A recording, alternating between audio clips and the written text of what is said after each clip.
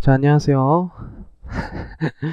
조금 힘드실 텐데, 그래도 지금 하는 것들이 조금이라도 남아있다면, 그게 1차건, 2차건 다 도움이 돼서 본인의 그 실력을 향상시키는데 큰 도움이 될 거라고 봐요. 그리고 오늘 배운 내용은 그래도 상대적으로 좀 쉬워요. 뒤에 내용 중에서 오늘 배운 내용이 그래도 쉽다요, 쉽다. 그리고 동차 또 특성상 시간이 좀 적기 때문에 효율적으로 공부해야 되잖아요. 그래서 오늘은 세무에게 엔딩을 피시면 9장의 법인세 납세 절차 파트에서 248페이지의 중간의 납세액을 볼 거예요.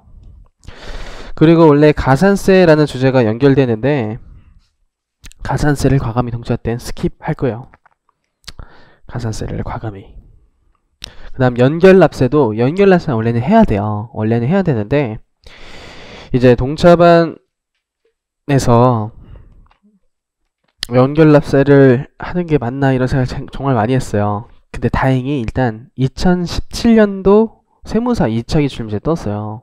근데 그렇다고 뭐 안 나온다 이런 건 절대 없지만 상대적으로 나올 확률이 좀 적고 연결을 만약 나왔더라도 맞출 수 있는 수험생이 많이 없어요. 근데 나중에 이제 수업 시간에 약간의 스킬 정도로 세무주형 모두 제거만 해도 부분 점수를 한 5점 이상 먹을 수 있어요. 오히려 연결이 났을 때 생각 없이 그냥 세무제를 다 취소하시면 몇 개 부분 점수 먹을 수 있다.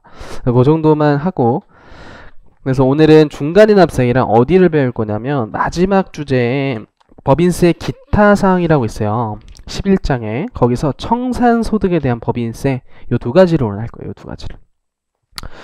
그 이유는 중간인 합세액은 최저한세 주제가 좀 녹아들어 있어요. 저번 시간 배운 최저한세 계속 중요하다 엄청 강조했잖아요.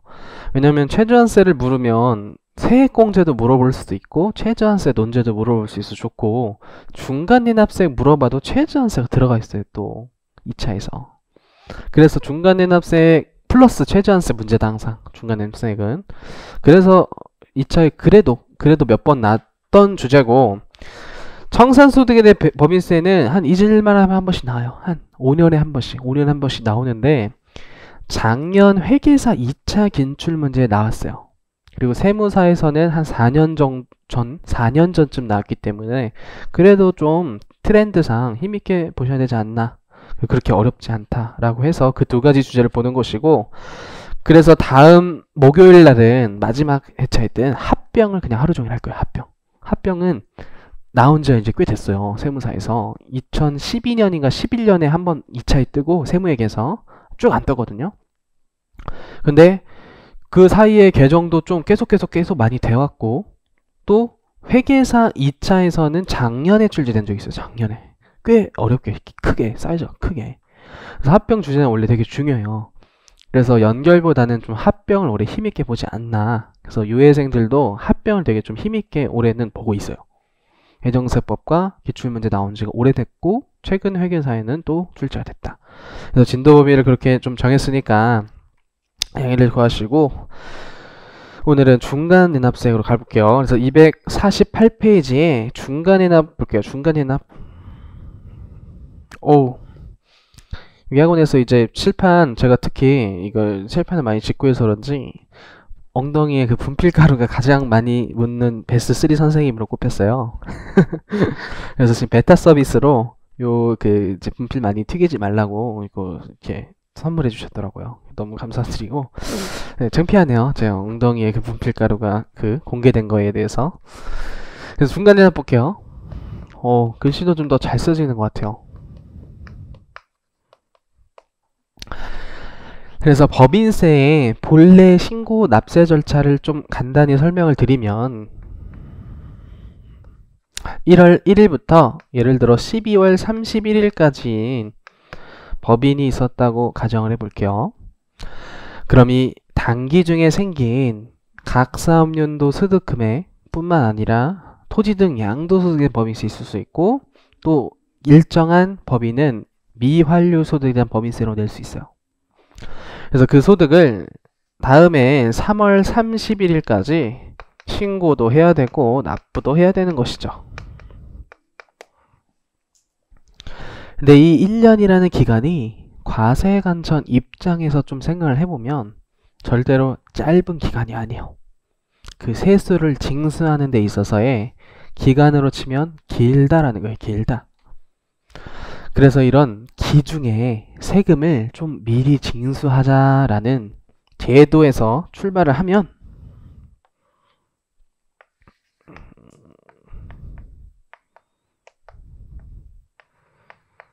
첫 번째가 중간에 납세액이라는 게 있고, 또 원천징수도 마찬가지의 같은 취지의 제도죠. 원천징수도 소득 발생 시점에 지급하면서 소득을 지급하는 자가 일정 부분의 세금을 원천징수해서 다음 달 10일까지 납부하는 제도잖아요. 그래서 이것도 나중에 기납부세액으로 공제가 될 거예요. 근데 이런 제도들 다 세수를 조기 확보하고자 함이라는 취지가 있고, 원천징수 같은 제도는 탈세를 방지하는 목적도 있어요. 소득을 포착하고자. 그리고 수시부가세액이라는 것도 있다. 그래서 본래 법인세는 사업연도 종료일이 속한 달의 말일부터 3개월 이내인 보통의 3월 31일까지 신고 납부를 하는 것이 원칙이지만, 이렇게 세금을 좀 조기에 징수하고자 기중에 징수하는 제도가 세 가지가 있는데, 첫 번째가 중간에 납, 두 번째 원천징수, 세 번째 수시부가세액이 있다. 근데 세무회계 측면에서는 이 중간에 납세액이 별도의 주제로 간혹 등장하고 시험에 나온다라는 거예요. 그리고 원천징수 같은 세액은 그냥 다른 논제에 살짝 끼워서 나올 수 있는 주제고, 수시부가세액은 아직까지 나온 적은 없어요. 수시부가세액은 법인이 포탈할 우려가 너무 명백하다는 거예요. 과세현증이 봤는데. 그래서 사업연도 종료일까지 기다려서는 안 되겠다. 얼른 들어가서 징수하자. 그런 제도가 수시부가세예요. 수시부가 사유 보시면 다 포탈할 우려가 있는 경우예요. 법인이 포탈할 우려가 있는 경우. 그래서 사실 세무회계 측면으로는 그렇게 나오기 좀 어렵겠죠. 주로 굳이 따지자면 세법학 측면인 것 같고. 세무회계 측면에선 이러한 중간에 납세액을 잘 공부하자는 거예요. 그럼 중간에 납세액을 과연 어떻게 징수해서 얼마를 신고 납부해야 되느냐? 이게 이제 세무의 포인트의 관점인데, 이제 사업연도가 1월 1일부터 12월 31일까지 사업연도가 1년인 법인인 경우에 딱 반이 6월 30일이요. 요 반. 이 반에 법인세를 신고 납부해서 두 달 뒤인 8월 31일까지 신고 납부하자. 이게 중간에 납세액인데, 이게 그냥 납세 절차가 되겠죠. 납세 절차. 이제 중요한 건 얼마를 납부할까요? 얼마. 이게 세무회계에서 포인트다. 얼마를 납부할까? 중간에 납세액을 공부할게요.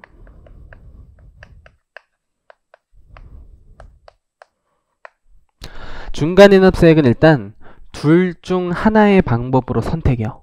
둘 중 하나의 방법으로 선택이요. 그럼 법인이 만약에 세부담 최소화 관점에서 하나를 선택해라 라고 하면 둘 중 큰 금액을 납부할까요? 작은 금액을 납부할까요? 이때는 작은 금액을 납부하는 게 더 법인한테는 유리하다요. 그래서 문제에서 중간에 납기간에 세부담 최소화가 되어 있다면 둘 중 작은 금액을 납부하자요. 그럼 그 둘의 방법 꼼꼼하게 공부하셔야 되는데, 첫 번째는 직전 사업연도 실적 기준이요.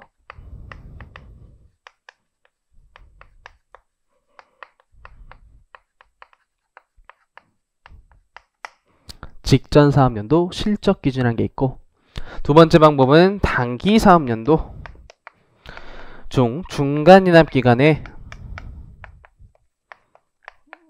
실적 기준이다.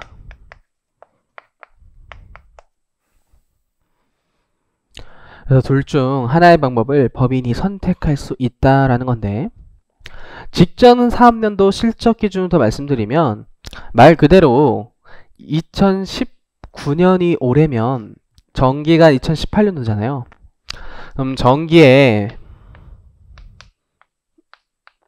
1년치 법인세를 신고 납부했을 텐데, 그냥 그 중에 딱 반을 대충 계산해서 신고 납부하자라는 거예요. 이미 낸 세액의 반을 떼서 올해 신고 납부하자. 이러한 중간인납세액은 진짜 징수하고자 이런 게 아니죠. 확정된 세액을 아예 징수하고자가 아니라 그래 미리 한번 징수하자. 이런 부가가치세 마치 예정신고 같은 성격이 있단 말이에요. 그래서 직전 연도에 납부한 세액의 반을 납부하자라는 직전 3년도 실적 기준에 대한 방법이 있고, 두 번째는 이제 진짜 올해 발생한 소득에 대한 개념이요. 그래서 1년의 반이 아니라 이건 중간인납 기간을 의미하는 거기 때문에 올해 요 6개월 소득을 말하는 거예요. 이때는 머릿속에 그림을 잘 생각하셔야 돼요. 올해 6개월 소득을 의미하는 것이다. 단기 중간인납 기간 6개월간 소득을 계산해서 신고와 납부하는 방식과 정기에 이미 납부한 세액의 반을 신고 납부하는 둘 중 하나의 방법을 선택한다는 거예요. 이렇게 다시 크게 틀을 잡고 더 이제 구체적으로 직전 3년도 실적 기준 어떻게 계산하느냐. 그래서 만약 시험에 나왔을 때 요거 둘 다 물어보기 때문에 요것만 맞추더라도 당연히 점수가 들어가는 거예요. 그래서 이거는 더 쉬워요. 더 쉽다. 직전 연도 실적 기준, 일단 법인세 쭉 계산 구조를 다시 한번 복습 차원에서 정리를 해보면, 법인세가 당기순이익에서 세무조정 마치면 차가금 소득 뜨고, 차가금에서 기부금 세무조정하면 이제 각서수 뜨죠. 각서수에서 이비소를 차감하면 과표가 떠요. 이거 이제 당연히 알고 있어야 되는 거예요. 이제 외우는 게 아니라 당연히 알고 있는 것이다. 그래서 모든 세목의 과세 표준이라는 됐다는 건 세율의 기초가 되는 금액이 됐다는 거예요. 부가세건 개소세건 소득세건 모든 세목의 과세 표준은 세율의 기초가 되는 금액 또는 수량이에요. 그래서 과세 표준의 세율을 곱하는데 현재 법인세율 외우실 수밖에 없어요. 딱 두 가지 구간만 외우면 되죠. 2억 원 이하 10%, 2억 원 초과 20%. 그 이상으로부터는 어차피 세율표가 주어진다. 근데 총 4단계 초과 누진 세율이죠. 4단계 10, 20, 22, 25가 생겼죠. 25. 그렇게 초과 누진 세율을 하면 산출세액이라는 게 되는데, 이제 저희가 최저한세를 배웠으니까 최저한세 내용을 좀 복습해보면 이 산출세액에서 기억이라고 표현하면 최저한세 적용 대상 세액 공제를 차감한 그 금액은 감면후 세액이죠. 이 감면후 세액과 어떤 걸 비교하시냐면 이 과세 표준에 각종 조세 특례 제한법상 혜택이 담겨져 있는 송금산입 규정이라든지 비과세 규정이라든지 소득공제 금액, 그런 것들을 더한 금액. 그래서 그거를 A, B, C로 그냥 생략해서 표현하면 감면 전 과표가 된다 그랬잖아요. 감면 전 과표. 그 감면 전 과표에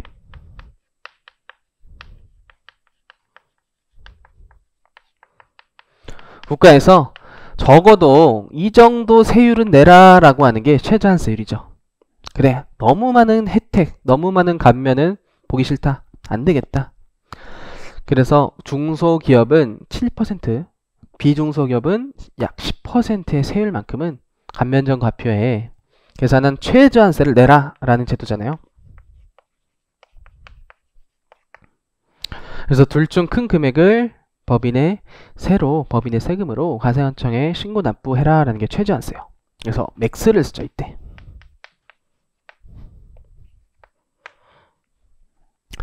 그래서 만약에 감면후 세액이 더 크다면 어차피 세금을 잘 내고 있구나, 별다른 문제가 없지만 최저한세가 더 컸을 때는 문제가 되는 게 요 위에서 감면받거나 세액공제 받은 일정한 금액을 배제시켜야 돼요.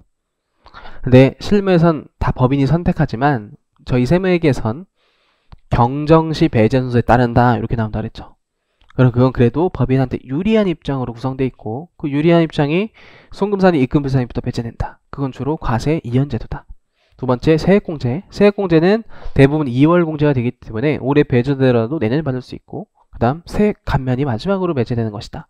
그렇게 최저한세에서 배웠죠. 그럼 만약에 최저한세가 더 크다면 새로운 산출세액, 정확한 산출세를 계산해야지만 추후 계산 시 외국 납부 세액공제 한도 구할 때 그 한도가 좀 달라지잖아요. 제대로 된 산출세액과 제대로 된 과표로 한도를 계산하는 문제까지 저번 시간에 복습한 거였어요.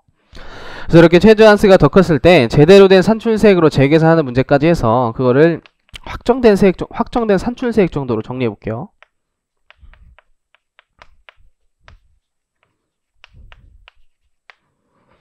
거기서 니은이라고 표시하는 거는 최저한세 적용 대상이 아닌 세액공제. 그래서 대표적인 게 법인세법상 세액공제들이죠. 그래서 외납세액공제 가장 많이 등장하고, 또 시험에 많이 등장했던 게 중소기업의 연구인력비 세액공제.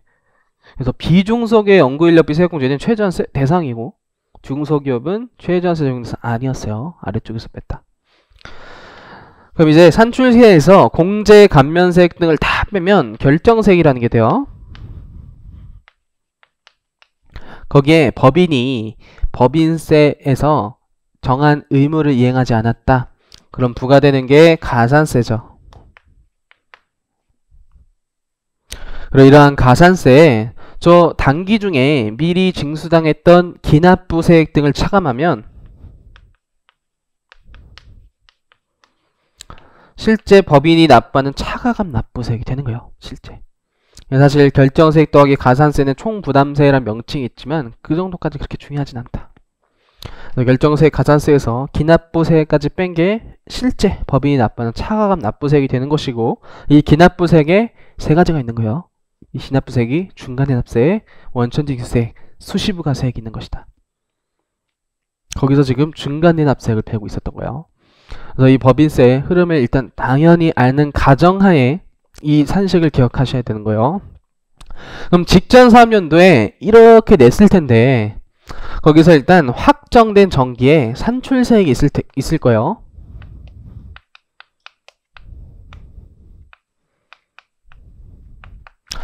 거기서 공제 감면세액을 당연히 빼주고, 그래서 이건 다 최저한세가 반영된 산출세액을 의미한다 라고 보시면 돼요. 거기에 공제 감면세액도 다 최저한세를 다 고려한 공제 감면세액을 의미한다 라고 보시면 된다. 거기에 이제 두 가지를 더 빼주는데, 첫 번째로는 뭉뚱그려서 기납부세액을 표현할 수도 있는데, 그러면 안 되는 게 기납부세액에서 딱 하나가 빠져요. 그래서 기납부세액 중에서 원천징수세액과 수시부가세액을 빼줘요. 이제 이걸 지울게요.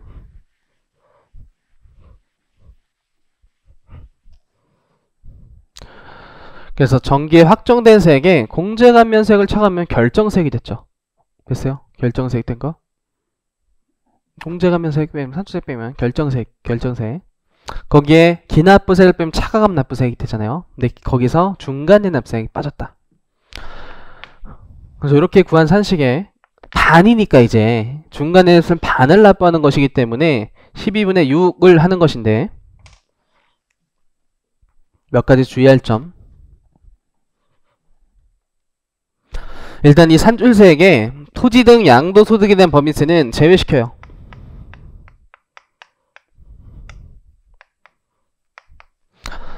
일단 직전 사업연도 실적 기준이라는 건 정확한 세액을 계산해서 올해 납부하자 이런 취지가 아니에요.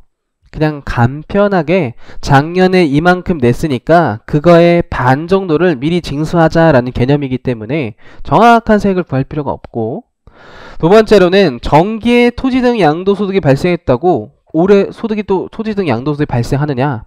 그건 아니라는 거예요. 그래서 토지 등 양도소득을 제외한 산출세액을 의미하는 것이고, 미완료소득도 마찬가지예요. 미완료소득도 제외예요.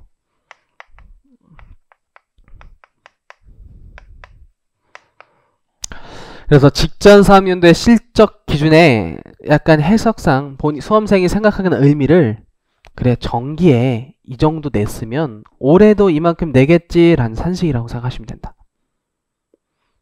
정기에 토지 양도 냈다고 올해도 내냐? 그거 아니라는 거야. 그래서 제외. 미완료도 정기 냈다고 올해 내는 거 아니다. 제외. 근데 과세관청 입장은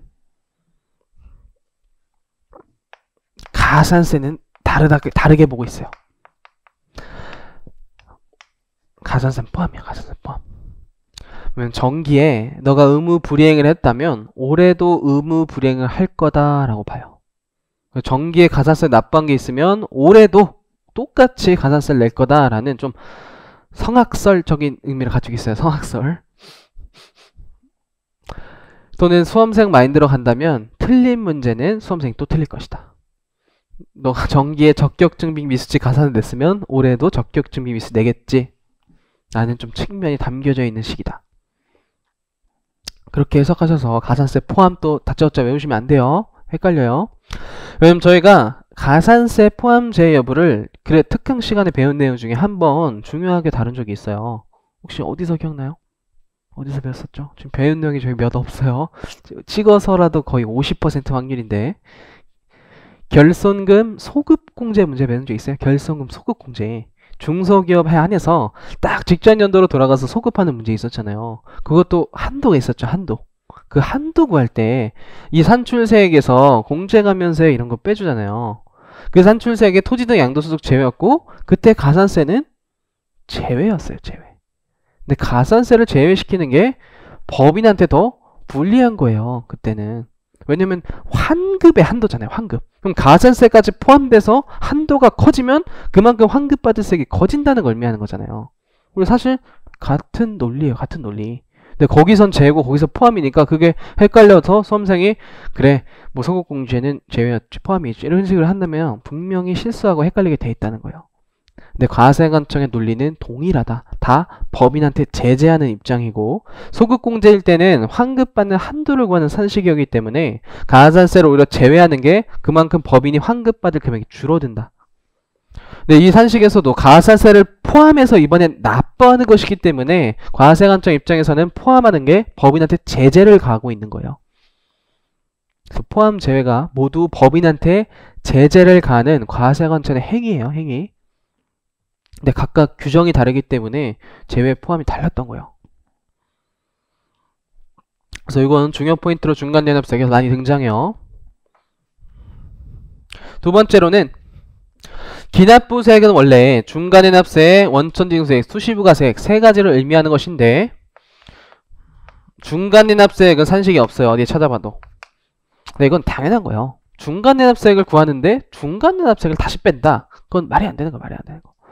어디 이제 다 같이 놀러 가는데 5명이서 놀러 간다. 근데 나를 빼고 4명이서 놀러 간다. 약간 이렇게 생각하는 거야. 말도 안 되는 논리가 말도 안 되는 논리. 그렇죠? 나를 포함해서. 그래서 중간연합세액은 당연히 제하는 거예요. 중간연합세액 구할 때 중간연합 당연히 제하는 것이다. 근데 작년에 했던 원천징수 수시부가는 그래 올해도 이만큼 빠지겠지라고 보는 거예요. 그래서 산식에서 하나하나 그래도 의미를 보시면서 기억하시면 좋을 것 같아요. 책의 내용 검토해 볼게요. 01번에 직전 사업연도에 산출세액 기준으로 하는 방법. 그 산식 보시면 직전 사업연도 확전 산출세액 빼기 감면 공제세액 여기까지가 결정세액이라는 걸 의미하고 거기에 가산세를 더하고 기납부세액을 차감한 게 차감 납부세액이요. 그게 머릿속에 자연스럽게 잡혀 있으면 이 산식이 아 그거를 응용해서 만든 거구나 라고 이해하고 다른 이유 때문에 이제 더하고 빼는 게 있구나 라고 생각하시면 돼요. 그게 1년치였을 테니까 단기 중간연합 납부세금 갈 땐 당연히 12분의 6으로 안분하신 거예요. 이 실수 또 많이 해요. 앞에서 이제 막 신경 쓰다 보면은 12분의 6을 자주 까먹기 때문에 절대로 까먹지 말 것 이런 식으로 좀 체크를 해두시고 구체적으로 산식 보면 확정된 산출세액에는 가산세를 포함하는 것이다. 포함에 체크하고 그 취지는 전년도에 너가 의무 불이행했다면 올해도 의무 불이행할 거다라는 과세관청의 성악설 같은 성격이 담겨져 있다. 그리고 혹시 헷갈릴까봐 앞쪽으로 넘어가서 같이 체크할게요. 230페이지 잠깐 가볼까요? 230페이지. 230페이지에 결손금 소급공제 문제 있었죠. 결손금 소급공제. 거기서 환급세액, 표에 환급세액이라는 칸을 보시면 민 1, 2라고 적혀있고 1번과 2번에 직전연도 산출세, 2번에 한도액도 직전연도 산출세액 있었는데 여기서 가산세는 제외였어요. 제외. 가산세 제외. 여기서 가산세를 포함하면 가산세를 포함한 금액을 환급해주는 결과이기 때문에 법인한테 유리해요. 오히려. 법인한테 제재를 가하기 위해선 가산세를 제외한 금액을 환급해주는 게 당연한 거죠.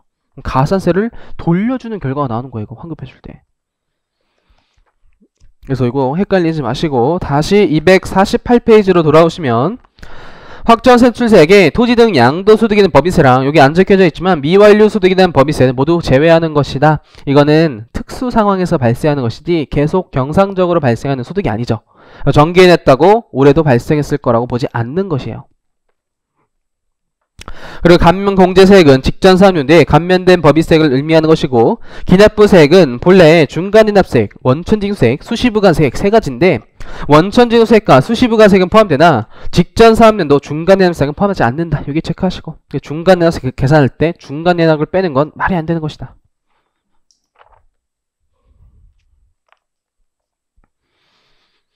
그래서 이것만 알고서라도 거의 3점 또는 4점의 배점을 하나 맞출 수 있다요. 이것만 지금 공부하더라도. 그래서 생각보다 쉬워요. 중간인납세요. 쉬워요. 12분의 6 까먹지 마시고. 그래서 왼쪽에 논제를 바로 볼게요. 왼쪽에 핵심 문제 01번에 중간인납세액 직전 사업연도 기준이라고 적혀있죠.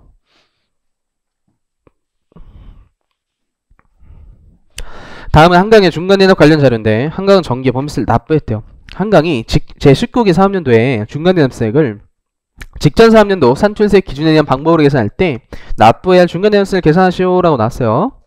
18기 법인세 신고 내역을 봤더니 과표가 3천만원이고 산출세액이 원래 3천만원에 10%를 가면 3천만원인데, 가로를 봤더니 토지 등 양도소득에 대한 법인세가 500만원이 포함되어 있대요. 정확한 그 수치는 아니네요. 그냥 문제를 위한 문제였다고 봐요. 그쵸? 원래는 정확히 산식이 되려면 3,500이나 토지 등 양도가 1,500이 돼야지 좀 악구가 딱 맞겠죠. 근데 토지 등 양도소득에 법인세 500만원이 포함돼서 4,500의 산출세액이 됐대요. 그리고 감면세액이 있었고, 가산세가 있었고, 총부담세액이 있었고, 기납부세액이 있었어요. 그럼 정기 실적 기준에 의해서 단기 중간인납세액을 신고 납부하고자 한다. 근데 이 회사는 직전 사업연도를 산출세 기준에 의해서 그 중간인납세를 계산하고자 한다면 이 산식에 대입시켜봐서 확정된 산출세액에서 토지 등 양도소득은 빼니까 40이 되겠죠. 거기에 감면세액 1000을 빼주고 가산세를 더해주는 게 포인트다. 정기에 잘못됐으면 올해도 잘못할 거라고 본다. 성악설이에요. 성악설. 거기에 기납부세액 세 가지가 있지만 중간인납세액 할 때 중간인납 빼는 건 논리가 맞지 않다. 그래서 원천징수랑 수시부가 요 세 가지만 빼주고, 여기서 끝이에요. 여기서 끝이 아니라는 거예요. 여기서 끝 하는 실수하지 절대 마시고, 정기 계산한 건 1년으로 계산한 거예요. 1년. 근데 단기 중간인납 6개월치를 계산하기 때문에 이렇게 계산한 거에 12분의 6. 12분의 6 까먹지 마세요. 그래서 800만원이 나오는 것이다. 그래서 정기 산출세액 기준은 더 쉬워요. 근데 중간인납세 키포인트는 동그라미 2번이요. 해당 중간인납 기간에 법인세를 기준으로 하는 방법. 요게 좀 더 별표시를 치시고, 요게 배점이 더 높을 거예요. 그래서 해당 중간인납 기간이라는 건 일단 1월 1일부터 6월 30일을 의미하는 거예요. 6개월치 일단 소득을 의미하는 거다. 머릿속에 이렇게 출발하셔야 돼요. 근데 지금 정기 사업연도 실적 산출세액을 기준으로 하는 그 방법은 1년치의 계산을 반으로 나눈 거예요. 일단 그 개념을 정확히 알고 계셔야지 실수를 안 해요. 그럼 해당 중간인납 기간에 법인세 기준을 하는 방법은 일단 과표에서, 중요한 게 이 과표가 6개월치 과표다라는 거예요. 6개월치 과표다. 6개월치 과표면 1년치로 환산을 해야지만 뒤에 곱할 요 세율이 초과누진세율을 쓰고 있잖아요. 법인세가. 그래서 이거 6개월치가 과표가 아닌 1년치로 환산해서 초과누진세율을 적용해야지만 정확한 세율 구간이 완성된다는 거예요. 그래서 요 실수 가장 많이 해요. 일단 6분의 12 곱하기 세율. 그리고 나서 다시 이제 6개월치기 때문에 12분의 6을 해야 되는데, 요 산식만 보고서는 어차피 6분의 12, 12분의 6이 퉁쳐져서 어차피 과표 곱하기 세율 하면 되지 않느냐라고 하는데, 이 세율이 초과누진 세율이 그런 거야. 초과누진 세율. 초과누진 세율. 6분의 11을 해야지면 이게 10% 구간받을 게 20% 구간받는 게 생긴다는 거예요. 예를 한번 들어보면, 과표가 예를 들어 1억 5천이었어요. 그럼 2억 원 이하기 때문에 10% 구간받으면 1,500만 원이죠. 근데 1억 5천을 6분의 12 해보시면 3억이요. 됐죠? 3억 원에 산출세 곱하면 2억까지 10%, 2억 초과 1억까지 20% 하면 4천만 원 떠요. 거기에 다시 12분의 6 해보시면 2천만 원 떠요. 똑같은 1억 5천, 3억 2배 하더라도 세율 구간이 초과 누진세를 받으면 그만큼 세율이 500이나 증가한다는 거예요. 그래서 반드시 6분의 11을 하고 세율을 곱한 다음에 또 까먹어요. 여기 세율 하다가 까먹어서 12분의 6 또 까먹지 마시고. 그래서 이거 노란색으로 별도로 쓴 거예요. 그래서 지금 들을 때 너무 당연하지만 정신없는 시험장에서는 완벽하게 떠오르지 않고선 분명히 실수를 한다. 누락한다. 6분의 12에 세율 곱하고 어이구 잘했다 하고 12분의 6 안 하면 아래로 와장창 다 틀린다. 12분의 6. 그럼 여기까지 구한 거를 산출세액이라고 좀 표현해보면 과세표준에 세율을 곱한 건데 6개월치를 1년을 환산해서 곱했다. 그래서 어쨌든 산출세액이 됐어요. 그럼 이것도 정기 실적 기준에 의한 방법과 거의 유사해요. 그럼 6개월치에 대한 공제 감면세액을 빼주고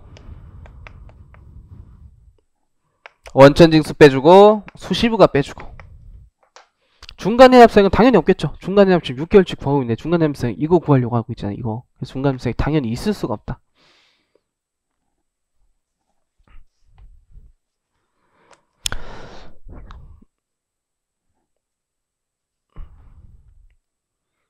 그래서 여기까지 가면 그래도 간편한 산식이 되는데 첫 번째 포인트는 단기 실적 기준 구할 때는 가산세는 제외시켜요. 왜냐면 단기에는 아직 법인세가 확정되지 않았어요. 그냥 6개월치를 추정해서 미리 징수 납부하는 과정일 뿐이지 확정이 안 되기 때문에 가산세도 확정이 되지 않았어요. 아직 몰라요. 아직 모른다. 1년이 안 지났어요. 지금 6개월치 그냥 미리 계산해서 신고 납부하는 것이다. 그게 중간해납 세액인 것이다 라고 계속 머릿속에 생각해야 돼요. 그래서 가산세가 아직 없다야. 이건 안도하는 게 아니라 없다. 세액이 확정된 세액이 아니다.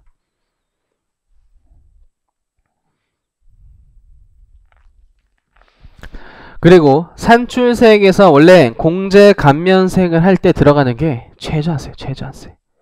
그래서 요 단기 실적 기준을 구할 땐 최저한세라는 걸 고려해서 계산해야 돼요. 정기는 이미 신고 납부를 다 한 거기 때문에 최저한세가 모두 반영된 자료가 나올 거예요. 근데 단기는 최저한세를 또 고려해야 한다요. 그래서 자세한 건 문제를 풀면서 또 말씀드릴게요. 최저한세 미리 했으니까. 그래서 책의 내용 검토해 보시면 동그라미 번에 해당 중간해납기간의 법인세를 기준으로 하는 방법 왼쪽에 그래도 필기해 놓을게요. 최저한세 고려라고 미리 적어둘게요. 확실하게. 최저한세 고려. 머릿속에 이래서 먼저 떠올려야 돼요. 그래, 직전 할 때는 산식에 외운 대로 딱딱딱 넣어서 풀자. 단기 이제 해당 중간해납기간 법인세 풀 때는 최저한세를 고려해야 되는구나 라고 떠올리고 문제를 들어가셔야 돼요. 그래서 제가 수험생이 공부한 게 이만큼을 알고 문제를 이렇게 풀어야 돼요. 이만큼을 알고 이렇게 접근해야 되는데 문제를 통해서 이렇게 내 자료를 해석하려다 보면 누락하는 게 생긴다는 거예요. 다 떠올리고 다 문제를 풀어야 돼요. 다 떠올리고 그 규정을 다 떠올리고. 그게 어렵다. 근데 그게 어렵다. 그래서 과표에 6분의 12 세율 곱하기 12분의 6 그 12분의 6 나중에 하는 거 이건 계산 실수로 수험생들이 많이 하기 때문에 까먹지 말고 감면 공제세액은 해당 중간해납 기간이 6개월에 감면된 법인세액을 의미하는 것이고 기납부세액은 해당 중간해납 기간의 법인세로서 납부한 원천징수세액과 수시부가세액 두 가지를 의미하는 거예요. 당연히 중간해납세액을 구하고 있으니까 중간해납세액은 없는 거예요. 기납부세액에. 근데 3번에 요 규정이 제일 중요해요. 중간해납세액도 일단 최저한세를 해야 돼요. 중간해납세액도 최저한세를 해야 된다. 근데 해당 중간해납기간의 법인세액 구할 때만 하는 것이다. 근데 또 수험생이 더 머리를 쪼개서 생각해서 최저한세율이 중소기업 7%고 비중소는 10%잖아요. 그럼 이것도 과표에 갑자기 6분의 11을 해서 7%를 곱하고 과표에 6분의 11을 해서 10% 등을 곱해요. 그건 왜 안 하는 거죠? 이건 단일 비례세율이잖아요. 6분의 11을 하는 이유가 법인세 세율이 초과누진 세율이어서 하는 거예요. 그럼 7%나 10%는 6분의 11을 할 필요가 없는 거죠. 똑같아요. 무조건 똑같아요. 그건 6분의 17 곱하기 10분의 해도 무조건 똑같다는 거예요. 무조건 똑같다.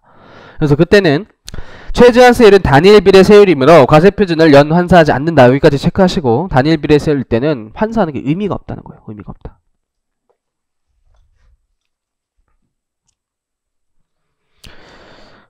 한 장 넘어가시면 250페이지에 문제를 풀어볼게요.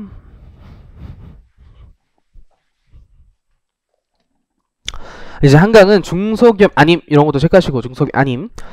왜냐면 당해 사업연도 기준으로 했을 땐 최저한세를 고려해야 되는데, 최저한세 중소기업 유무에 따라 좀 다른 규정들이 있죠. 최저한세 율도 다르고 연구 인력비 세액공제가 최저한세 대상인지 아닌지가 달라진다. 그때 19기 사업연도 중간대납세액을 해당 중간대납기관에 법인세율 기준으로 납부한다고 할 때 중간대납세액을 계산하시오.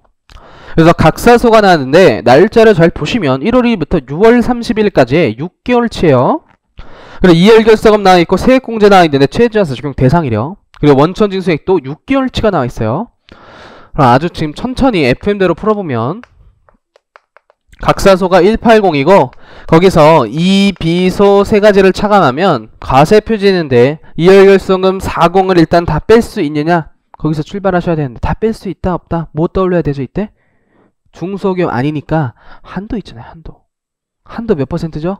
각사소의 60% 한도잖아요. 180에 60% 하면 커요. 40보다 훨씬 커요. 그래서 그 범위 안에 들어오기 때문에 40을 빼는 것이다. 이렇게 규정을 다 떠올리고 풀어야 돼요. 무슨 느낌인지 알겠죠? 세무에게 풀 때 규정을 떠올려 안 틀리는 것이다. 설령 이게 그냥 안 걸리기 때문에 안 틀릴 수 있는데, 만약에 이게 걸리게 났을 때는 알고서도 틀리는 거야. 알고서도.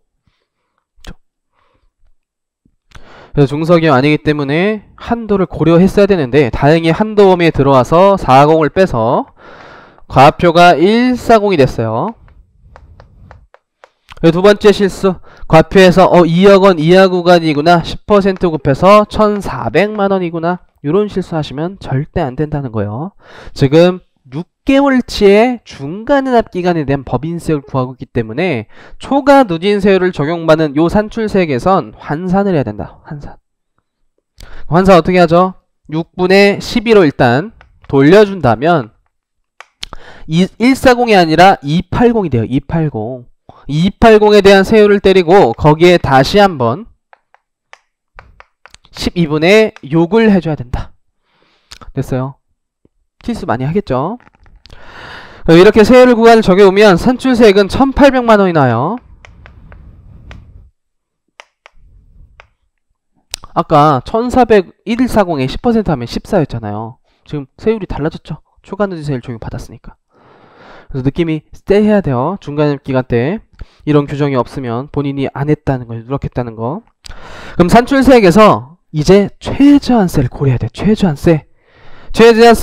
아까 문제에서 그래도 이 문제는 쉽게 세액공제액이 최저한세 적용 대상이다 라고 아예 줘버렸어요.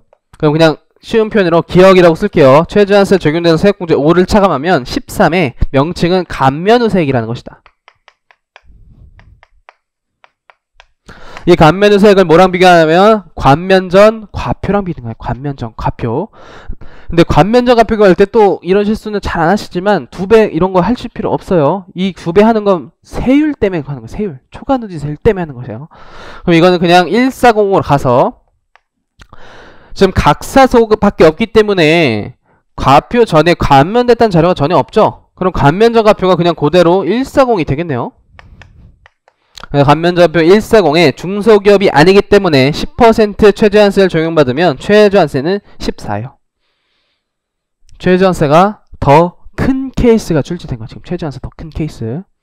그럼 재계산해야 돼. 원래 FM대로 하면. 그래서 최저한세 14를 완성시키기 위한 본래의 산출세액으로 돌려줘야 되는데, 이 문제에서는 어차피 외납세액 이런 게 없죠.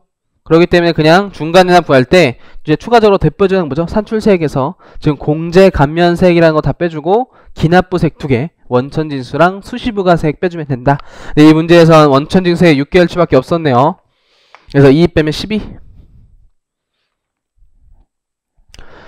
그래서 단기 중간이납기간 일단 더 어렵다요. 어렵다. 그쵸? 왜냐면 최저한세라는 걸 고려해야 되고 6개월치를 1년으로 환산한 후 산출세를 곱해야 되기 때문에 좀 정신을 집중해야 한다는 거예요. 이제 그럼 본격적으로 연습세 문제를 한번 풀어볼게요. 연습서 문제. 페이지를 어디로 가시냐면 620페이지로 갈 거예요. 620페이지 회계사 10이라고 써져 있어요. 620페이지에 중간이납기간 1번 문제 풀어볼게요.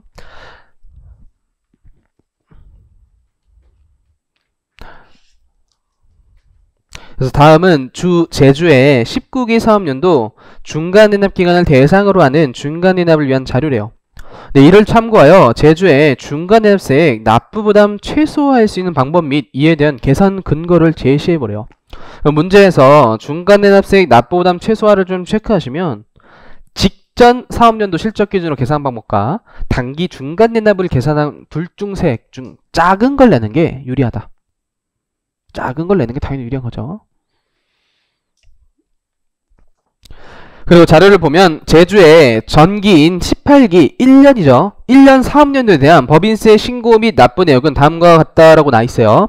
과표가 3억이고 실제 과표 3억일 때 산출세액이 40이죠. 그럼 지금 직전 사업년도에 확정된 산출세액이 40이라는 걸 의미하는 것이고 여기에 요 순서대로 떠올리지 마시고 실제 법인세 계산 순서대로 머릿속에 떠올리세요. 그럼 산출세액에서 공제 감면세액을 빼주는 게 결정세액이죠. 공제 감면세액 자료를 찾아봤더니 6번에 있는데 해당 없음이래요. 그럼 마이너스 0 이런 식으로. 여기까지 구한 게 뭐죠? 결정세액이에요. 원래 결정세. 이러한 결정세액에 가산세를 더하는 게 총부담세액이 되는 것인데 중간이납 기여할 때도 전기에 가산세 냈다 올해도 내지 않을까라고 과세한책은 성악수를 본다 그랬죠. 그래서 가산세를 더하는 것이고 마지막으로 기납부세액이라는 걸 차감하면 진짜 차가운 납부세액이 돼요. 근데 기납부세액에 세 가지가 있어요. 중간이납세액, 원천징수세액, 수시부가 세 개 있는데 중간이납을 구하면서 중간이납 빼는 건 말이 안 되기 때문에 원천징수세액 5만 빼준다. 요렇게 하고 끝이에요. 뭐가 빠졌죠?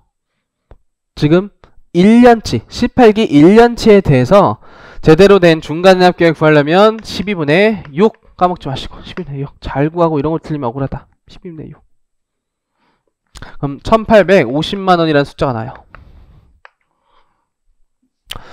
이게 직전 사업년도 실적 기준으로 당해 중간이납의 법인세를 추정해서 계산한 방법이고 이번 자료에 제주의 19기 중간이납 기간 이제 사업년도 잘 보시면 1월 1일부터 6월 30일에 대한 자료예요. 이제부터는 6개월간 자료예요. 6개월간 자료.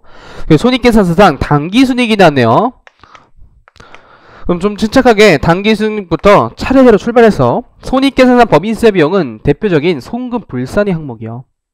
그럼 송금불산이 2천만원 법인세 비용에 대해 기타 사유치를 하시면 2억 2천에 차가감 소득 금액이 나오고 거기에 기부금 세무조정 해야 되는데 자료에 아무리 찾아봐도 없어요.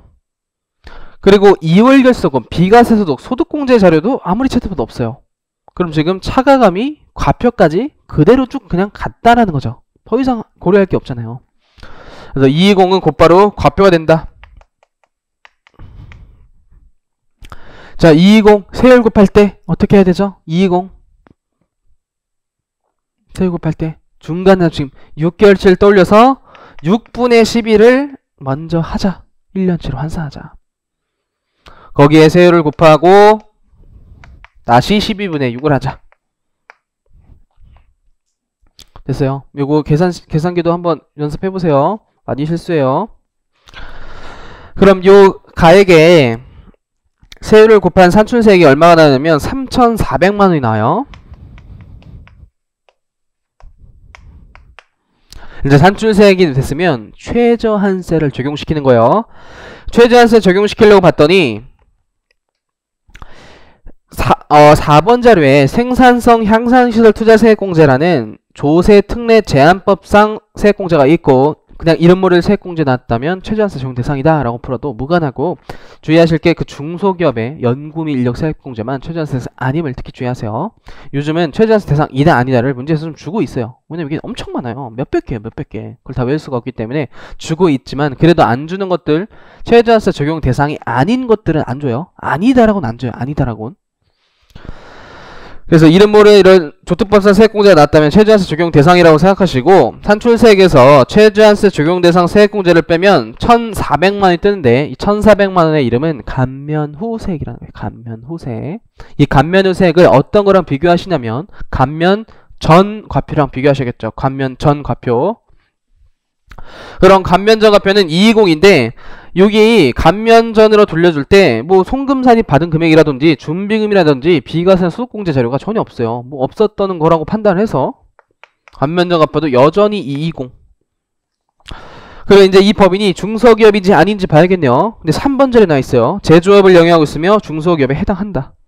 그리고 4번의 자리에 나와 있으면 중소기업의 최저한세율도 아주 친절하게 줬죠. 7%래요. 그 220에 7%를 하시면 1,540만원의 최저한세가 나와요. 과세관청은 그래 너 이만큼은 납부해야 되는데 너무 많은 감면 혜택을 받고 있구나, 최소한 1,540까지는 내라 라는 제도이기 때문에 재계산해야 돼요. 1,540.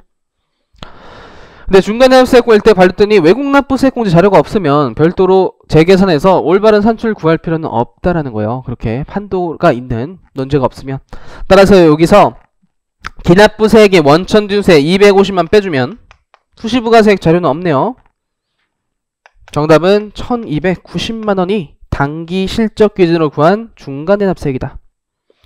그럼 정기가 1,850이었고 올해가 1,290이니까 단기 실적 기준으로 내는 것이 더 유리하다는 거예요. 유리하다. 더 낮은 세액을 내는 게 유리하다. 왜냐면 이거 어차피 나중에 3월 30일에 각사수 낼 때 기납부세액으로도 빠지는 거예요. 이제 됐어요? 이 중간대납세액이 이제 3월 30일엔 기납부세액 되는 거예요. 그거를 미리 계산해서 납부해서 과세관청은 조기 징수하고자 합니다. 됐어요. 그리고 언제까지 이거 신고 납부한다 그랬죠? 중간납기간 1월부터 6월 31일을 8월 31일 2개월 이내. 그래서 중간납기간 또 분납도 가능해요. 금액 크면 분납 가능해요. 그럼 1,000만원 이상이죠. 1,000만원 이상이면 분납 가능해요. 1,000만원을 먼저 납부하고 1,000만원 초과는 290을, 중소기업은 2개월, 중소기업 아닌 건 1개월 이내 분납도 가능하다. 그럼 또 추가적으로 알고 있으면 좋다요. 그럼 진짜 이 논제를 내가 좀 어느 정도 공부하고 있냐 확인 차원에서 622페이지에 2번 중간해납 세무사 14년 기출문제, 세무사에 가장 최근에 나온 중간해납 기간인데 이때 사실 세무사에서 거의 최초로 등장했다고 보시면 돼요. 그래서 이때까지만 하더라도 중간해납 기간은 2차에서 안 나오는 것이다 이런 풍토가 있었어요. 그래서 거의 아무도 공부를 안 했었어요. 아무도. 근데 이게 20점으로 나왔어요. 20점 무료 범위세 2번에서.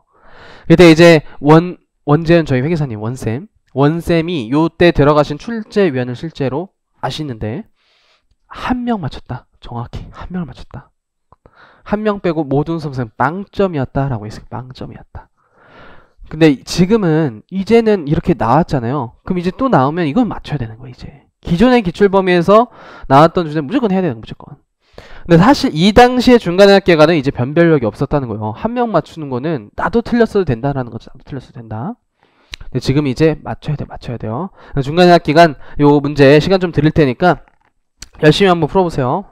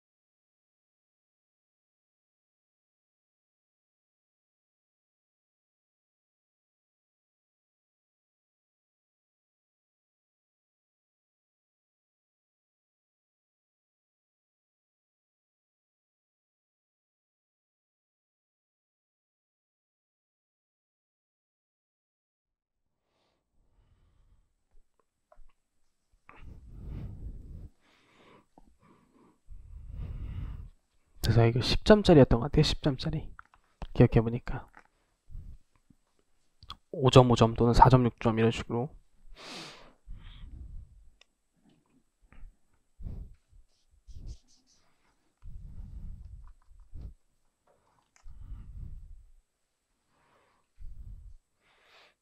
공부해보면 어렵지 않죠? 중간열쇠 사실 어려운 내용이 아닌데 낯설고 생소해서 그래. 낯설고 생소해서. 만약에 이 중간연합에 들어갈 에너지를 의제배당처럼 쏟았다면 무조건 맞췄을 거예요. 오히려 의제배당이 되게 어려운 논제예요. 의제배당 법인세에서 굉장히 어려운 논제예요.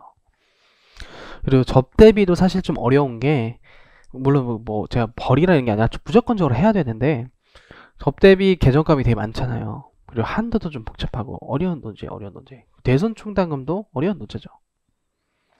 근데 만약에 그 똑같은 에너지를 뒷부분에 쏟았으면 오히려 뒷부분 다 맞췄을 거예요. 오히려 뒷부분이 그 문제보다 제가 보기엔 쉬워요. 그리고 쉽게 그렇게 나보거든요. 또 그렇게 어렵진 않게 뒷부분일수록. 그래서 힘들지만 얇고 넓게 가져가는 게 수험생은 유리하다. 볼게요. 다음은 제조업체, 한국과 관련된 자료이며 한국은 중소기업에 해당하지 않는다. 중요한 단서 지문이죠. 중소기업에 해당하지 않는다. 그때 한국의 31기 사업년도 중간연합기간 중간연합세액을 계산하기 위한 자료는 다음과 같다라고 나오고, 물음을 읽어봤더니 물음일은 직전 사업년도 실적 기준에 의한 중간연합세 계산하고, 물음이는 중간연합기간 실적 기준에 의한 한국의 중간연합세 계산하고 신고 납부도 간단하게 설명해 보래요. 가끔 세무회계에서 이런 간단한 이렇게 서술형 문제가 나올 때도 있어요. 아주 간혹. 자료를 봤더니 한국의 지금 전기인 30기 사업년도 1년에 대한 법인세 신고 및 납부 내역은 다음과 같대요. 과표 5억 원이 나와 있고 산출세 9억 원 나와 있는데, 가로를 봤더니 가산세 800과 토지 등 양도소 등의 법인세 500이 포함되어 있대요. 산출세액에서 토지 등 양도소득은 자주 발생하는 것이 아니죠. 40이 왜 썼지? 95. 토지 등 양도소득은 직전 사업년도 기준을 계산할 때 제외하는 것이지만 가산세는 성악설의 의미가 있다. 전기에 잘못했으면 올해도 잘못했다. 그래서 포함되어 있으면 그냥 중간에 기할 때 잘한 거예요. 잘한 거 냅두는 것이다. 만약에 제외다 했다면 또 더하고. 그리고 6번에 감면세액을 먼저 떠올리세요. 법인세 실제 신고 납부 계산 순서인 산출세액에서 감면세액을 차감한 다음에 기납부 세 가지 중에서 두 가지만 뺀다. 원천지세액과 중간연합세액을 제외한 수시부가세액. 거기에 반 12분의 6. 직전 사업년도 개꿀이죠. 공부하면 그냥 맞추는 거예요. 공부하면 맞추는 거. 이 정도 배점이면은 꽤 커요. 이렇게 이게 10점으로 출제했으면 4점이라는 거예요. 4점. 그쵸? 다른 세무주정 4개 맞추는 것보다 이게 훨씬 쉬워요. 근데 단기 중간연합기간은 좀 더 긴장해야 돼요. 이번에 31기 중간연합기간에 대한 자료남 같다라고 나왔는데 6개월치에 대한 자료, 6개월치에 대한 자료. 네, 손익계산서 단기순이익부터 침착하게 출발해 보시면 단기순이익이 4억 원인데 입금산입, 송금불산입 9천만 원, 송금산입, 입금불산입 7천만 원이어서 차가감 소득 금액이 420이 되겠네요. 근데 여기 자료에 이, 비, 소 자료는 더 이상 없어요. 그럼 차가감이 곧바로 과표가 각사소가 되고 과표가 동시에 되겠죠. 그냥. 근데 이 과표를 구할 때 곧장 세율을 곱하지 마시고 지금 6개월치에 대한 자료이기 때문에 반드시 1년치로 환산한 후 세율 곱하고 또 까먹지 않게 12분의 6 요 산식을 쓰고 계산기를 치셔야 돼요. 이것도 빠르게 풀려고 그냥 420에 스스로 계산기 치지 마시고 이거를 그래도 그 답안지에 쓰고 계산기를 치세요. 그래야 실수를 안 해요. 그렇죠? 다 산식을 계산기로 해야지 라고 하는 게 아니라 계산기는 눈에 보이는 대로 치시는 거예요. 눈에 보이는 대로. 그 근거를 눈에 보이는 대로 쳐야지 안 틀려요. 그럼 이렇게 과표를 구해보시면 요 산출세액이 얼마 나오죠 혹시? 산출세액 얼마 떠요? 7,300 넣어요? 산출세액이 74 떠요. 74. 산출세 74가 떴다. 이제 최저한세를 적용시켜야 되는구나요. 그래서 중소기업에 해당하지 않는다는 단서점을 다시 한번 찾아서 7번의 연구 인력비 세액공제를 최저한세 적용 대상이구나 라고 판단하셔야 되는 거죠. 3,500을 공제한 3구인가요? 2구인가요? 3구인가요? 3구. 3구가 감면 후색이 된 건데, 이 감면색을 뭐랑 비교하시냐면, 감면 전 값표. 더 이상 추가적인 자료가 없었으니까, 플러스 0이 돼서, 감면 전 값표도 여전히 420이다. 그리고 최저한세율은 문제에서 주어졌죠. 지금 중소기업이 아닐 때 10%. 최저한세는 4,200이 되는 것이고, 4,200으로 재계산을 해서, 추가적으로 중간에 함께 할 때 빼줘야 되는 외납세액도 이제 빼줘야 돼. 외납세 여기서 외납세. 여기는 다행히 막 한도 이렇게 구하라까지 안 나왔고, 그리고 원천징수액 7, 3 다 빼주면 중간내납기간에 대한 실적 기준으로 구한 중간내세액이 나오겠죠. 그래서 중간내세액이 이렇게 첫 해 떴을 때는 거의 가장 기본 형태로 출제했다고 보시면 돼요. 근데 이제 조금 더 기출문제가 나왔을 땐 항상 기존 기출보다 진화된 형태로 나와요. 진화된 형태. 그거를 문제를 통해서 발견할 수가 없죠. 왜냐면 이 기출에서는 여기까지밖에 없으니까. 그래서 문제를 외우면 똑같은 기출이 나왔을 때 못 푼다는 거, 못 푼다.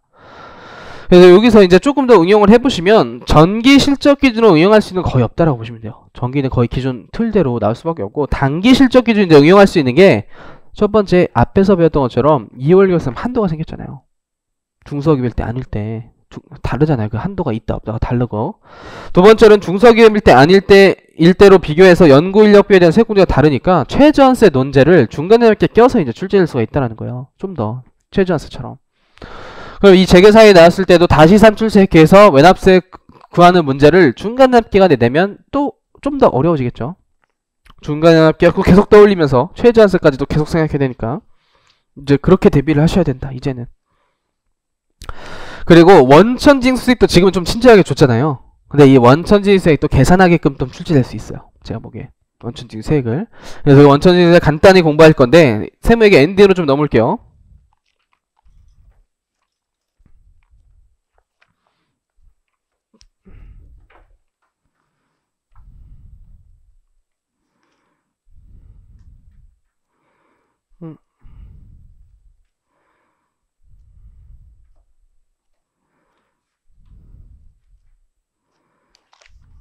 원천징수세액이 없는 것 같아요. 죄송해요.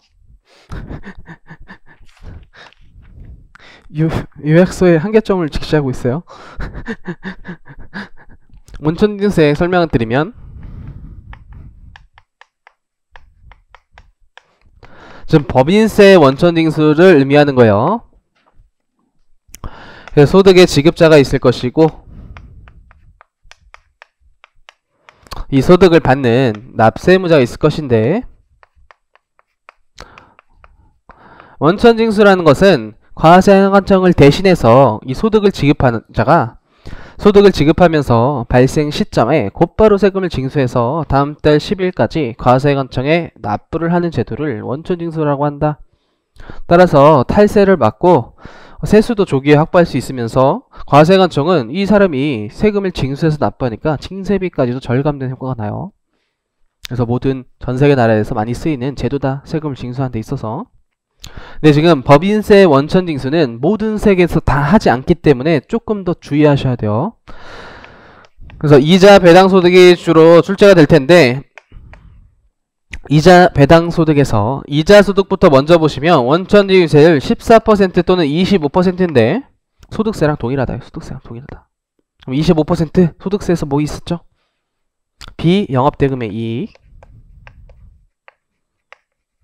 그래서 비영업대금 이익은 25%고 나머지 이사소득은 14%로 원천징수세액을 계산하시면 된다. 그걸 기납부세액으로 차감하시면 되고, 중간해납세액 문제에서도 요 금액을 기납부세액으로 빼서 계산하시면 된다. 근데 배당에서 시험생들이 많이 틀리는데, 배당 소득에 대해서 원천징수를 하지 않는다가 원칙이에요. 오히려 이걸 먼저 떠올렸어요. 원칙 배당 소득을 원천징수 하지 않는다라고 생각하세요. 하지 않는다. 배당 소득을 소득세로 생각해서 14% 원천징수를 되게 많이 할 거예요. 안 한다가 원칙이 안 한다. 원천징수라는 제도 자체가 사실은 더 좀 세금 계산을 잘할 수 있는 사람이 징수해서 납부하는 좀 제도라고 보시면 돼요. 그래서 주로 개인은 세금을 잘 신고해서 납부하는 사람이 잘 아니잖아요. 이자나 배당 잘 모르잖아요. 그래서 더 탈세뿐만 아니라 모르고 있을 확률 자체가 높다라는 거예요. 그래서 주로 소득을 지급하는 자가 원천지수를 하는 것인데, 소득세에서도 사업소득은 원천지수를 안 하는 게 원칙이죠.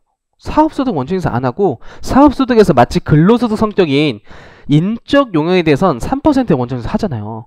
저 같은 강사나 뭐 연예인 소득, 스포츠 선수 이런 거는 마치 근로자 성격으로서 원천지수를 해요. 근데 나머지 사업소득 원천지수 안 해요. 근데 그 사람들도 이자 배당 이런 거 받겠죠. 그 사람 사업소득대로 이미 계산을 잘 하고 있다라는 거예요.